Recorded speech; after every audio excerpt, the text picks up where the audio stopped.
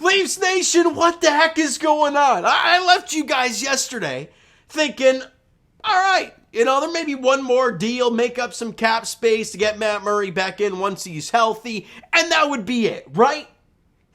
Kyle Dubas is like, you want one trade? Hold my beer. Here's 3 in a matter of what, like an hour or 2 hours max?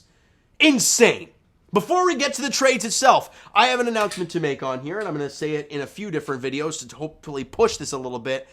Leaf fans, if you are on TikTok, and I can't force people to go on TikTok, and I mentioned it in previous videos, and I asked people who were interested, but I told them, I said I was going to go about it anyways, and I did.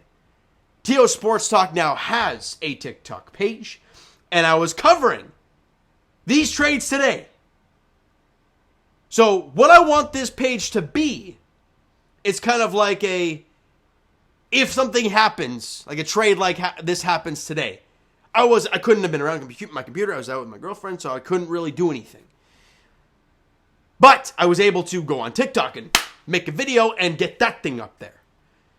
Or live reactions. If a Leafs score an overtime winner, live reaction. And then I'll do the video after that to kind of break it down in its entirety. So if you want those reactions, and I'll be answering questions on there, it'll be a great time to interact with you guys. The link will be down below. So Leaf fans, if you want to follow up the page, I'd love to see us try and build that platform as big as we've grown this one. It would mean a lot to me. Because I want to put a lot of effort into that, learn how to do all kinds of editing on TikTok, and we just have a lot of fun with it. And I want your guys' support. If you guys are up for it, if not, hey, I can't force you. It's entirely up to you. Anyways, let's get to these deals.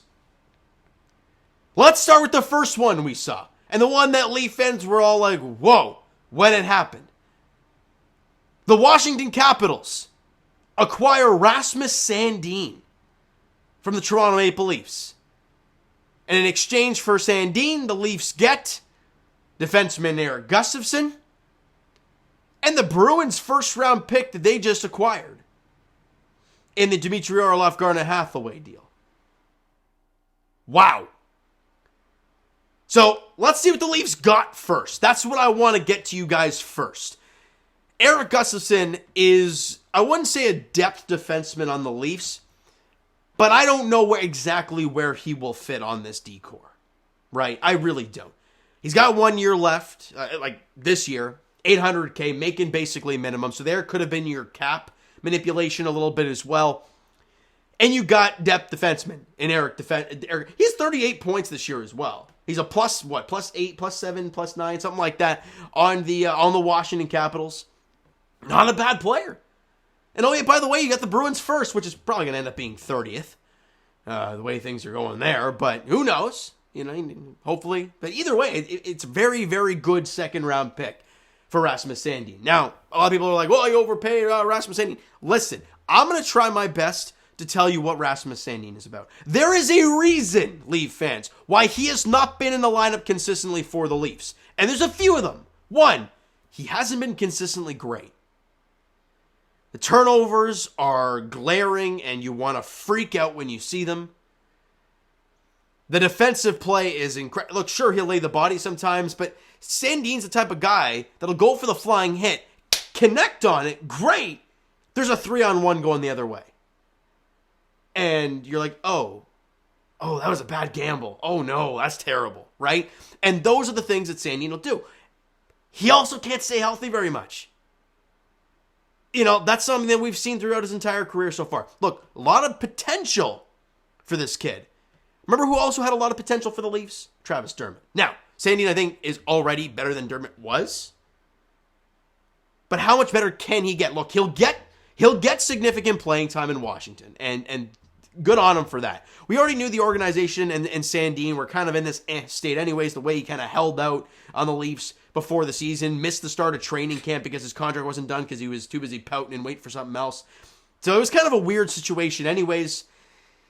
So it made sense for the Leafs to kind of make this move. I was shocked that it was Sandin because I didn't think they would do it, but the way Kyle Dubas is right now, who cares? Anybody's a go. And Erik Gustafsson's going to be one of those D-men you could slide in and out of the lineup if you need to, right? If someone's not playing well, if someone's hurt, Nick Kiperio said it on Kipper and Bourne. You don't need 6 defensemen. Come playoff time, you're going to need 7, 8, 9 D. Now, Sandin was a defenseman, so you're trading a defenseman for defenseman. So, what is that? But Erik Gustafsson gives you that veteran presence who's been in the playoffs before. You get a first-round pick from the Boston Bruins as well. So, take for what it is. Let's move on. The Leafs then trade Pierre Engvall to the Islanders for their third-round pick for next year. Whoa! I got the Sandin deal. I'm like, okay, so there's some cap space that you got there, man. Maybe that's enough to get Matt Murray in. Then Engvall's gone for nothing. And I'm like, or a third, But holy smokes. Look, you guys know I'm not a Pierre Engvall fan. I'm kind of glad he's gone now because, look, the other guys, they do stuff. And I've mentioned before in past videos how some of the guys, Kerfoot may not score goals, may have hands like cement. They may not go well. It's not great. But he's a penalty killer, he's a fast skater, and he works his rear end off. David Camp, hell of a defensive player, great penalty killer, good in the draws. You love it. Zach Aston-Reese he hits guys. He hits guys, and we've seen with Noel Acciari and him, they actually work kind of well together. What does Pierre Engvall do? He did nothing. So he's gone. Does that maybe move a spot for Matthew Nyes? We'll see. And are the Leafs done? I don't know yet. The third trade of the day. The Leafs bring home Luke Schenn. They bring home Luke Schenn for a third-round pick, the Leafs' third-round pick for this upcoming year. And Leaf fans, the back end just got much more physical. Bringing in Jake McCabe, and people are going to say, well, Rasmus Sandin hit guys, and again, not in good situations. But sure, he laid the body. But he's laying the body at what is he, 5'10"?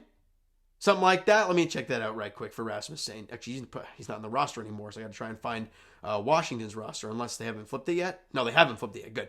Rasmus Sandin he's 5'11", $182, right? And how many hits does Rasmus Sandin have on the back end? He's got 113. Okay, so let's go to Jake McCabe, who obviously is just brought into the Leafs. Where is Jake McCabe? There he is. And he has 122. And Rasmus Sandin, before that trade, led the team in hits. Then Jake McCabe has 122 hits, and he has more hits than Sandin. And then the Leafs are like, man, we want more. Sandin, see ya.